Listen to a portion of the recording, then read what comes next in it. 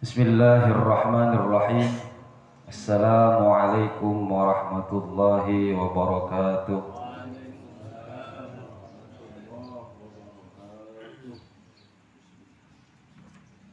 Alhamdulillah.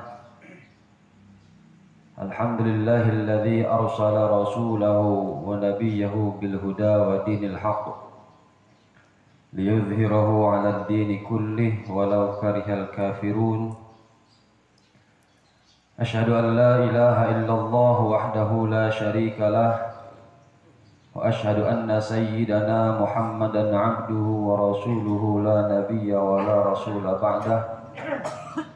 Allahumma salli wa sallim wa barik wa 'azzim wa majjid wa karrim ala habibina wa syafi'ina wa qurrati a'yunina Muhammad sallallahu alaihi wasallam wa ala alihi wa ashabihi ajma'in.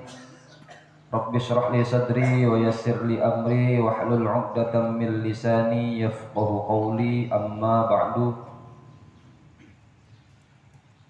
Qad qala Allah ta'ala fi muhkami ayatihil karim wa huwa asdaqul qailin falawla nafara min kulli firqatin minhum ta'ifatun liyatafaqahu fid din wa liyunziru qaumahum idza raja'u ilaihim la'allahum yahdharun.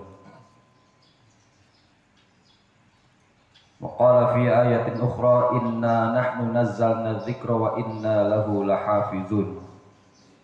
Wa qala nabiyuna sallallahu alaihi wasallam la yashba'a mu'minun min khairin hatta mantahahul jannah. Wa qala fi haditsin akhar man talaba al-ilm man ja'ahul maut wa huwa yatlubul ilm kanatil jannah fi talabih, atau kama qala Rasulullah sallallahu alaihi wasallam.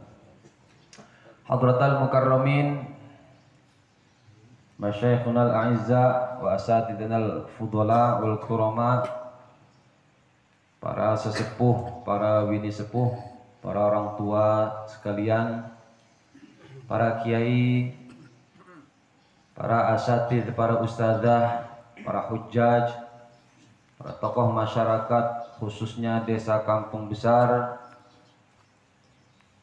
Wabil khusus dalam kesempatan ini ta'ziman wa ihtiraman kami haturkan kepada guru kita semua, Al-Mukarram wal Muhtaram Ki Haji Muhammad Muslih Misbah mata'alallahu bituli hayatih, amin. Al-Mukarram wal Muhtaram Al-Ustadz Haji Hasanuddin SAG, Al-Mukarram wal Muhtaram Al-Ustadz Murtadha, dan juga segenap guru-guru kita, guru-guru kami semua yang namanya tidak bisa kami sebutkan satu persatu, namun sedikit pun tidak mengurangi rasa hormat dan ta'zim kami kepada beliau-beliau.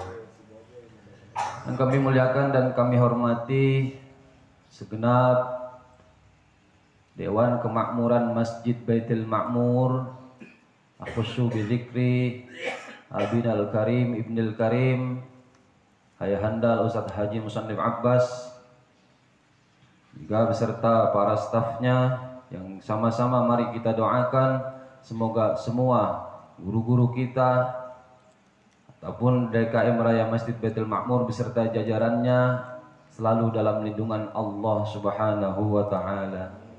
Ayolah hadur rahimakumullah. Tiada kata yang pantas kita panjatkan kehadirat Allah Subhanahu wa taala melainkan rasa puji syukur kita kehadirat Allah Subhanahu wa taala yang telah mengumpulkan kita, selain daripada melaksanakan sholat subuh berjamaah, hadirnya kita, datangnya kita dari rumah, salah satunya tujuannya adalah untuk talabul ilm. Karena Imam Abu Hurairah radhiyallahu an, beliau pernah berkata, diriwayatkan dari Rasulullah alaihi salatu wasalam, inna likulli syai' imad wa imadu hadzal din al-fiqh.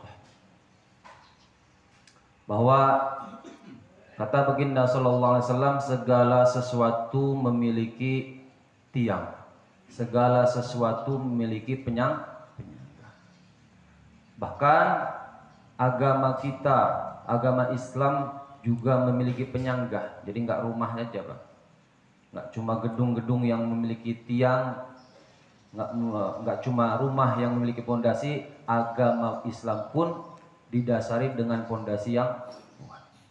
Dikatakan bahwa bukan tauhid yang menjadi dasar, hal yang sangat mendasar dalam agama Islam. Bukan juga fikih yang paling mendasar dari agama Islam. Inna likulli syai' imad wa ibadu hadzal din al-fiqh.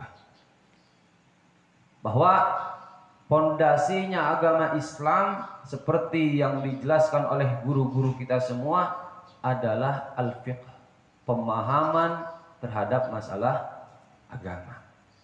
Bahkan dikatakan dalam satu keterangan dari Abul Laits, beliau berkata man jalasa ma'a thamaniyati asnaf zadahullah thamaniyati asya. Orang kalau sering duduk sama kelompok manusia, maka Allah tambahkan 8 hal pada dirinya. Kalau senangnya, kalau cintanya kumpul bareng orang kaya, zadahullah hubbad dunya warraghbah fiha. Kita senang kumpul sama orang yang banyak duitnya. Akhirnya apa? Akan menyebabkan kita tulul amal, yang itu dilarang oleh agama Islam. Apa maksudnya? Orang yang sering kumpul dengan orang kaya ini menyebabkan hatinya menjadi keras. Cuma kalau mau kumpul sama orang kaya, dasari dulu dengan ilmu. Ulama paham bagaimana cara mentasarrufkan harta ke jalan Allah.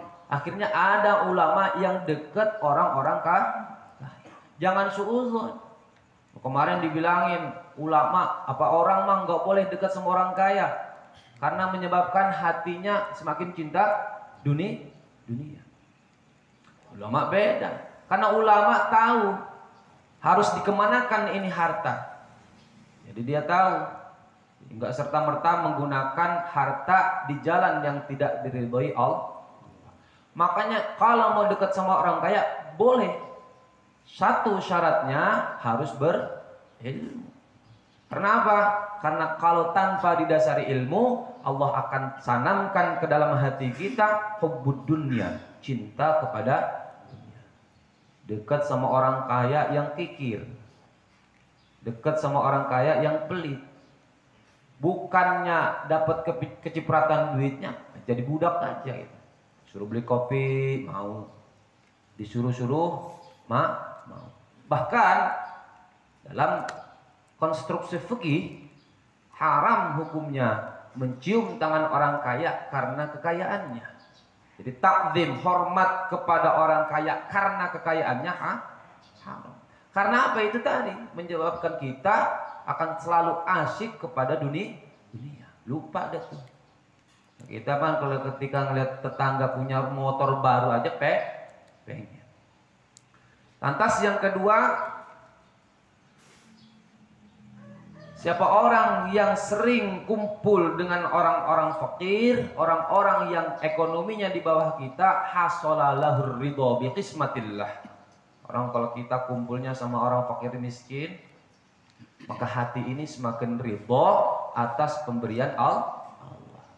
Orang dia aja yang lebih kurang dari kita masih mau ngaji, masih taat ibadah kepada Allah. Lah saya harta punya, istri punya, anak banyak, mobil punya, rumah besar, lantas tidak mau beribadah kepada Allah. Maka dekat dengan orang fakir, ambillah pelajaran. Kadang kita terlalu sibuk dengan diri kita, namun lupa kepada orang-orang yang di sekitar kita. Yang ketiga, ini saya singkat saja. Siapa orang yang sering kumpul dengan sultan, dengan raja, dengan pemerintah, maka zadahullahul qaswah. Allah akan tambahkan kekerasan di dalam hatinya. Dan hal ini seperti yang awal saya katakan harus didasari ilmu. Kalau mau dengar dekat sama siapapun golongannya harus didasari ilmu. Baik itu mau dekat orang kaya, baik itu mau dekat orang fakir miskin, baik itu mau dekat kepada sultan atau pemerintah, kalau tanpa didasari ilmu akan menyebabkan celaka. Dekat sama pemerintah, akhirnya engkreng. Zadahullahul qaswah. Allah akan tambahkan dalam hatinya keras hatinya. Kenapa? Karena ngerasa ada bikingannya. Tenang itu, saya sama temannya ini. Tenang, saya sama temannya menteri ini. Lupa bahwa dia punya batasan waktu dalam dunia. Alhamdulillah, hadirnya kita di sini adalah salah satunya mujalasatul ulama, kumpul bareng sama orang alim. Kata Nabi sallallahu alaihi wasallam, "Alaikum bimujalasatil ulama wastima'i halamil hukama." Sering-seringlah duduk bareng sama orang alim, sering-seringlah dengar perkataannya orang-orang hikmah. Kenapa? Karena Allah akan menghidupkan hati yang mati dengan apa? Dengan binuril hikmah, dengan cahaya hikmah. Alhamdulillah rahimakumullah. Sebelum saya mulai kajian ini, sebenarnya ini bukan jadwal ya. Saya dengar guru kita tadi semalam, di jam 1 malam saya dapat informasi. Saya mau lagi nonton, itu biasanya kalau malam saya nggak bisa tidur memang. Malam, Kong Yahya percaya bahwa beliau pemateri pada Ahad subuh ini berhalangan. Kenapa? Pas lihat videonya mau lagi dikerokin, lagi diurukin ya. Ustaz Angger, guru kita, Ustaz Alan Nur sedang nggak enak badan. Kita doakan semoga Allah angkat penyakitnya, Allah berikan kesembuhan kepada beliau, ya akhirnya beliau bisa melakukan aktivitas seperti sedia kala. Alhamdulillah rahimakumullah, berhubung saya menjadi pemateri, masuk ke dalam materi saya. Tidak jauh-jauh di pembahasan lalu seputar tafsir surah Yasin, bagaimana Allah menggambarkan kepada kita dari surah Yasin betapa hebatnya Allah dalam menciptakan alam raya. Awal saya jelaskan bahwa adanya surah Yasin adalah suatu bukti dari Allah akan kerasulan baginda Nabi Shallallahu Alaihi Wasallam. Karena di zamannya Rasulullah dianggap pembohong, Rasulullah dianggap pendusta. Dikarenakan apa?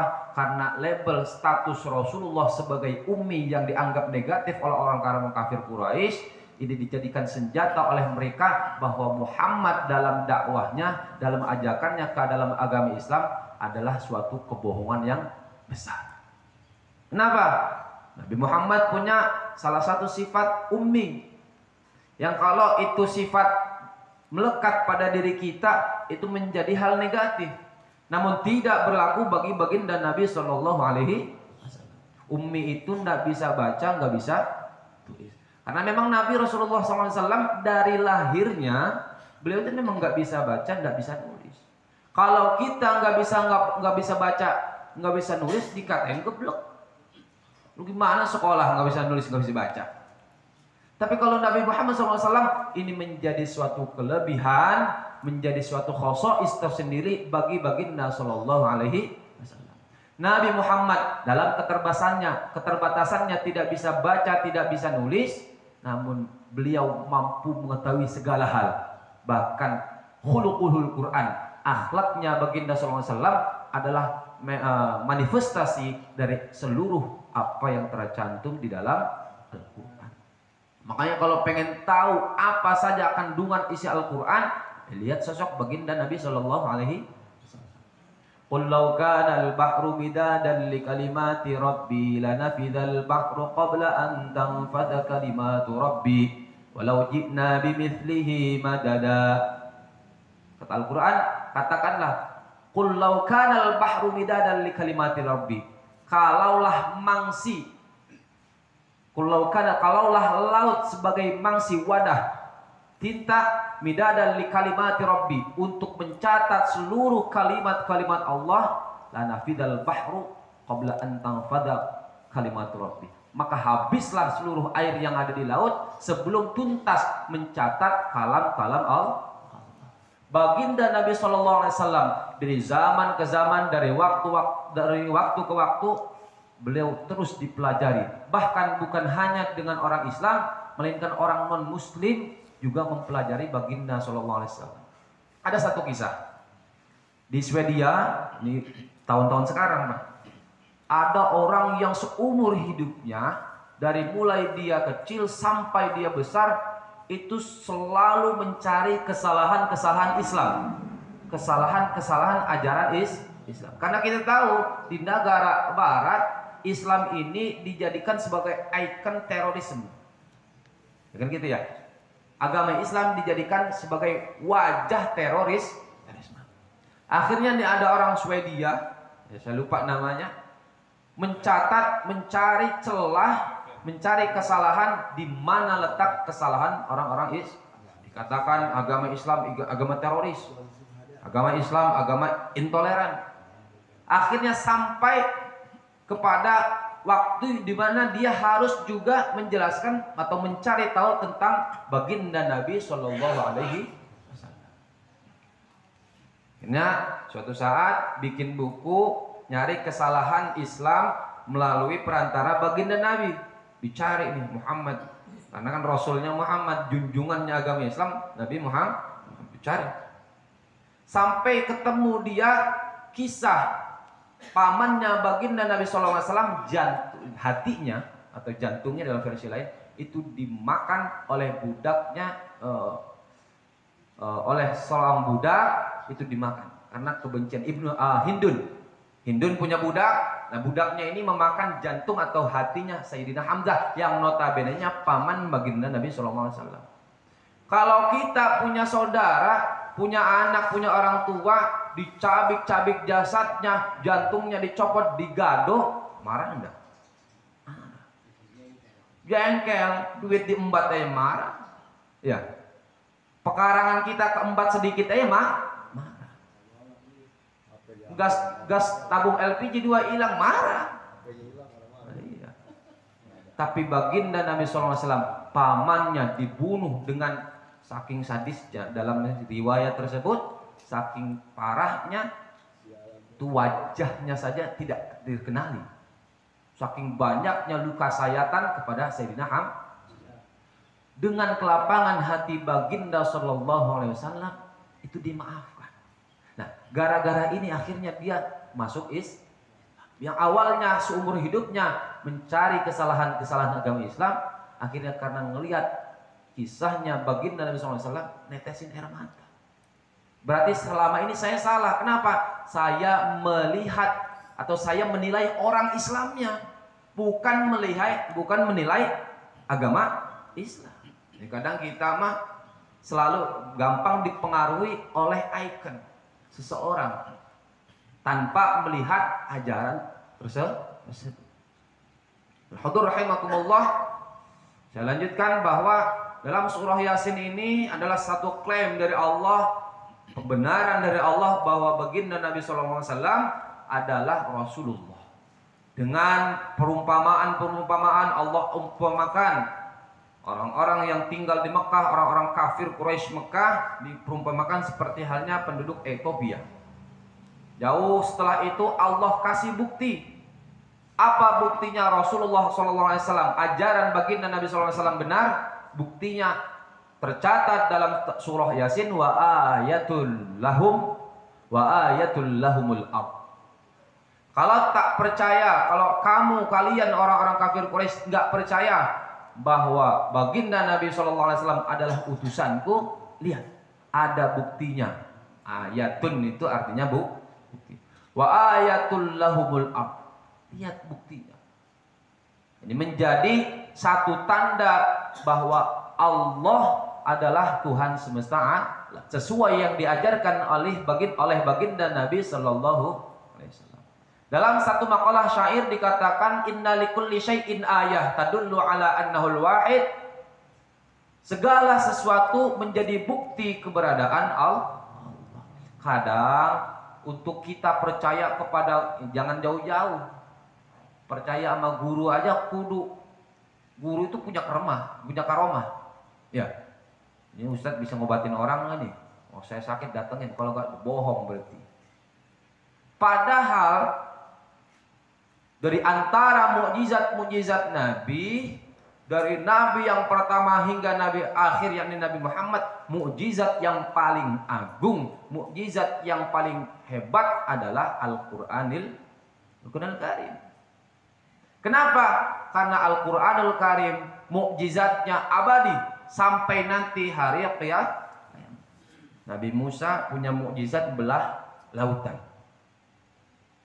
Dibelahnya lautan hanya mampu disaksikan oleh orang-orang yang hidup di masanya. Nabi Muhammad SAW mampu mengeluarkan air dari sela-sela jari jemari beliau. Dan itu hanya mampu disaksikan oleh orang-orang yang hidup di zaman Nabi. Nabi Muhammad mampu membelah bulan menjadi dua. Itu hanya mampu disaksikan oleh orang-orang yang hidup sezaman dengan baginda Nabi SAW. Tapi Al-Quran tidak. Mukjizatnya Al-Quran terus dari awal dia diturunkan sampai nanti diangkat oleh Allah Subhanahu wa Ta'ala. Cuma bedanya kalau Al-Quran mah kudu dipelajarin dulu. Nggak bisa kita tahu mukjizatul Al-Quran tanpa dipelajari. Saya kasih satu contoh. Al-Quran kalau disebut cerita, karena kalau kita lihat banyak kisah-kisah yang termaktub di dalam Al-Quran. Kalau dianggap Al-Quran itu sebagai buku cerita, maka isinya nggak cuma cerita. Banyak hukum, ya hampir 80-70% kalam mathal, perumpamaan. Hukum ada, kemudian banyak hal-hal yang tercantum dalam Al-Quran. Kalau dikatakan ilmu geologi, ilmu tentang bumi, ilmu tentang alam semesta, maka yang dibahas bukan hanya tentang alam, jadi kompleks. Al-Quran itu dari ilmu apapun kompleks. Bahkan banyak ilmu-ilmu yang terlahir dari Al-Quran. Dulu pembelajaran metodologi tentang ilmu balaghah tidak ada, Pak. Itu kan muncul setelah gurunya Imam Sibawayh muncul. Itu diambil semua balaghah, ilmu balaghah dari Al-Quran. Makanya begitu hebat Al-Quran disebut buku cerita, bukan, tapi di dalamnya ada kisah-kisah umat-umat terdahulu. Disebut buku tentang geografi, disebut tentang buku bahasa, buku nahwu, enggak. Tapi semua ilmu tercantum dalam Al-Quran. Sisi yang kedua, kalau kita baca Al-Quran, ini pernah saya sampaikan, namun saya sampaikan lagi supaya kita yakin bahwa Al-Quran yang kita pegang, Al-Quran yang kita baca dan yang kita imani adalah benar datangnya dari Allah Subhanahu wa Ta'ala. Ya, Al-Quran disebut puisi bukan, tapi akhirannya selalu memiliki sajak. Kalau dalam puisi kan ada namanya sajak, ujungnya sama, puisi begitu. Contoh, qul huwallahu ahad, Allahus, ini hurufnya sama, lam yalid wa lam yulad wa lam yakul lahu kufuwan ahad. Dibilang puisi bukan, tapi dibilang bukan puisi kayak puisi. Satu bukti yang tidak terbantahkan, anak kita yang masih kecil, umur 4 tahun, 5 tahun, 6 tahun, disetelin Al-Quran, disuruh ngaji ke guru ngaji semisal, nggak bisa baca Al-Quran. Saya kalau sanlat itu ngurusin hampir 300 bocah-bocah itu ya. Disuruh baca Al-Quran, nggak bisa. Tapi Al-Fatihah hafal, An-Nas hafal, Al-Falaq hafal, Al-Ikhlas hafal, sampai surah-surah yang rada panjangan dikit hafal itu. Padahal nggak bisa baca.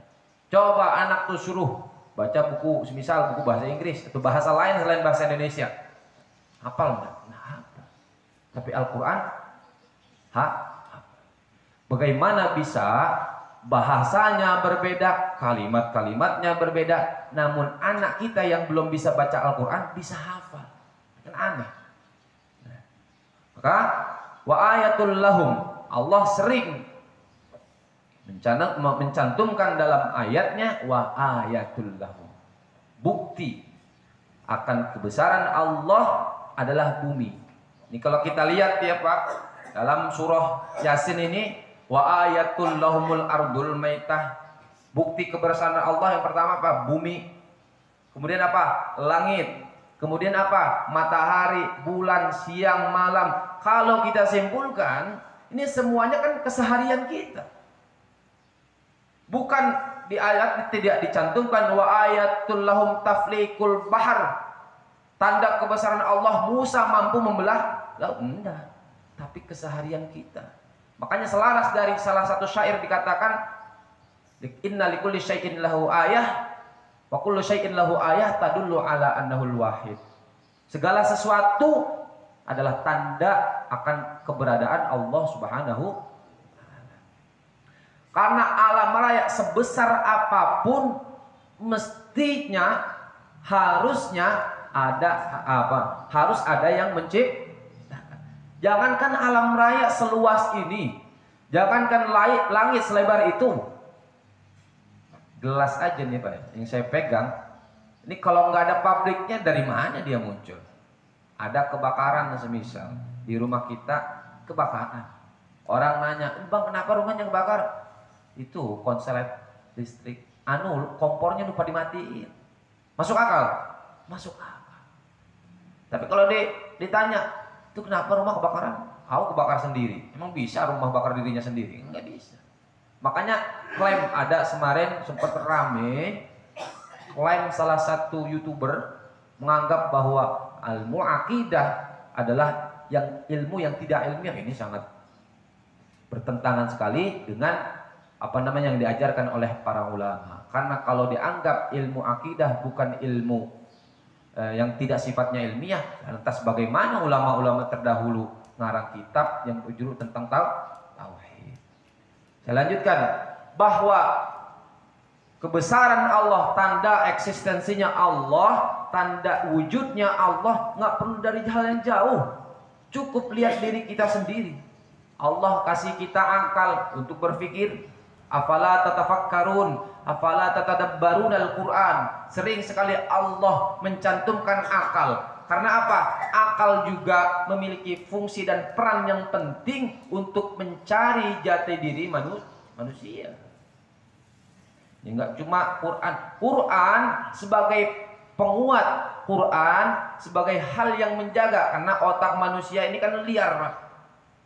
Kalau kita belajar tentang mantik atau ilmu logika, pikiran itu liar sekali.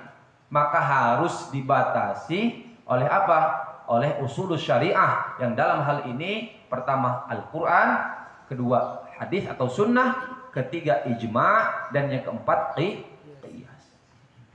Al-Quran dan hadis bentuknya teks. Jangankan Al-Quran dan hadis yang bahasanya dalam sekali. Ini pernah saya jelaskan. Dalam hadis dikatakan, ini salah satu contoh begitu rumitnya bahasa Al-Quran atau bahasa hadis. Dalam redaksi dorob, wadribuhu alaiha li ashrin. Kita punya anak sudah umur 10 tahun. Sudah umur 10 tahun kok masih belum mau sholat.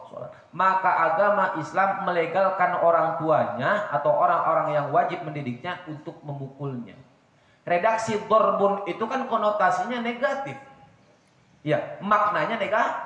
Berarti agama Islam melegalkan kekerasan kepada anak, kan gitu. Padahal tidak. Ada satu adat dan kebiasaan orang Arab.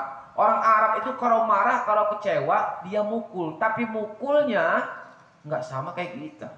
Kita kan anak tuh, Pak main dari pagi sampai sore, nggak pulang-pulang, tong pulang, nggak mau pulang.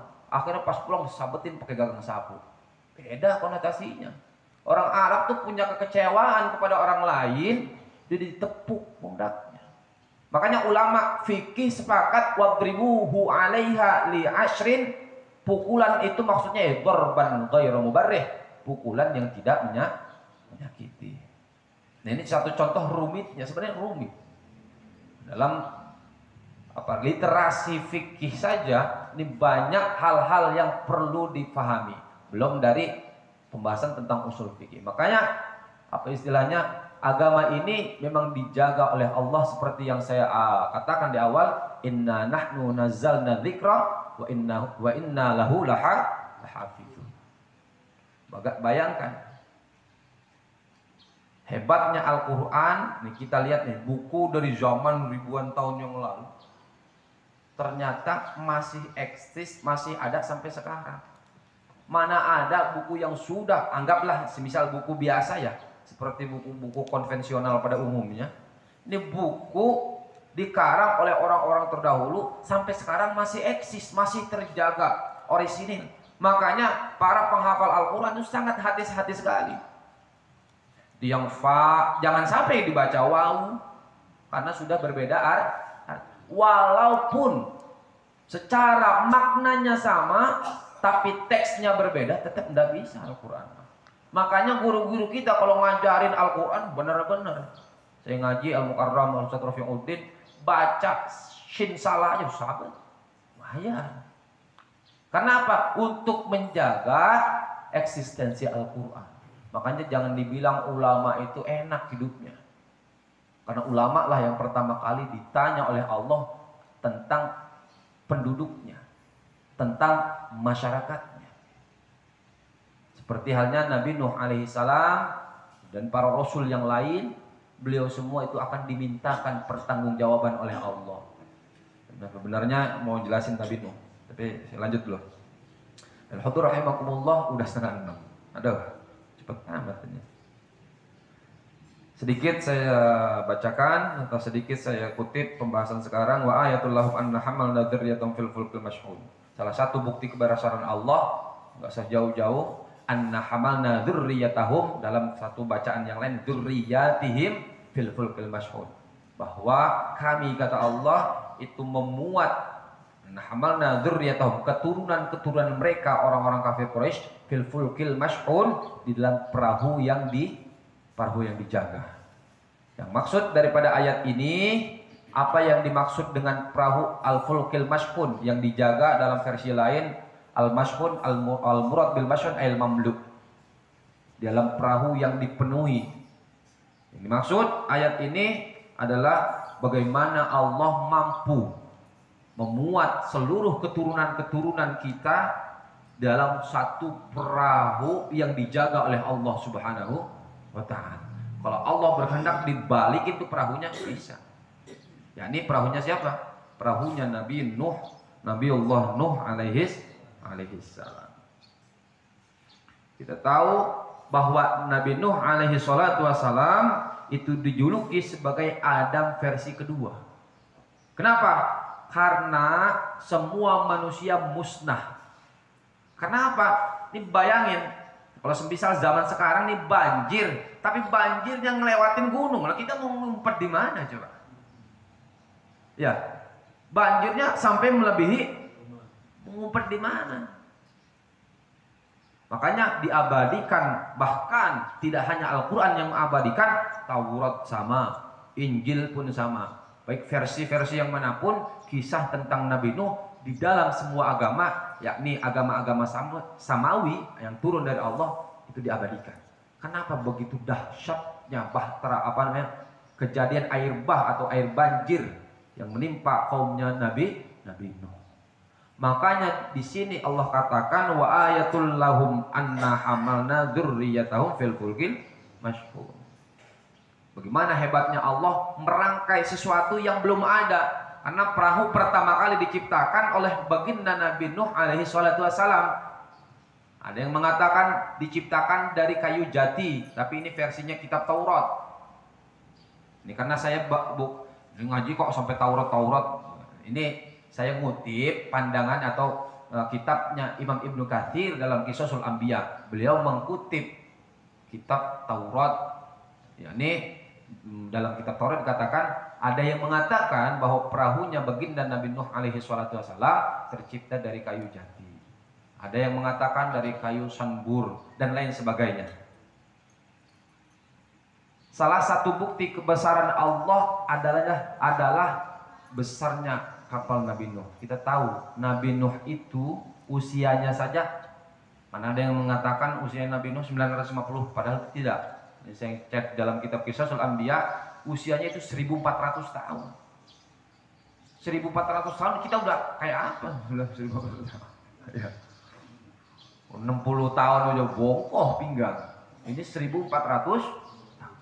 Makanya jarak antara Nabi Nuh dengan Nabi Adam itu 10 kurun. Ada yang mengatakan 1 kurun 100 tahun. Berarti kalau di total 1000 tahun. Tapi pandangan ini dikesampingkan karena apa? Kalau 1000 tahun, oh, Nabi Nuh aja umurnya 1400. Umatnya belum lagi kan? Makanya 10 kurun ini 10 generasi. Ya, paling yang kuat 10 generasi. Nih generasi yang tua, nah saya sekarang generasi yang muda, ya ada 10 generasi. Awal mulanya Allah menurunkan karena terjadinya kemusyrikan yang masif. Karena sebelum Nabi Nuh diutus oleh Allah nggak ada. Dosanya paling apa? Qabil Habil main bunuh-bunuhan itu. Nggak ada yang mensyirikkan Allah, tidak ada yang musyrik menyembah selain. Penyebabnya adalah, jadi dalam satu versi Nabi Adam ini punya anak namanya Yaguth, Ya'uq, Yasuq, Yusra. Bentar. Aku baca saya ini lupa. Khawatir. Nama-namanya dalam Al-Qur'an diabadikan wa qalu la tadharunna alihatakum wa la tadharunna wudda wa la suwa'a wa la yaghus wa la ya'uq wa la yusra. Ini sebenarnya nama anak-anaknya Nabi Adam. Ini orang-orang soleh, Pak. Saking solehnya ini jadi panutan seluruh orang, seluruh masyarakat yang hidup di zaman itu.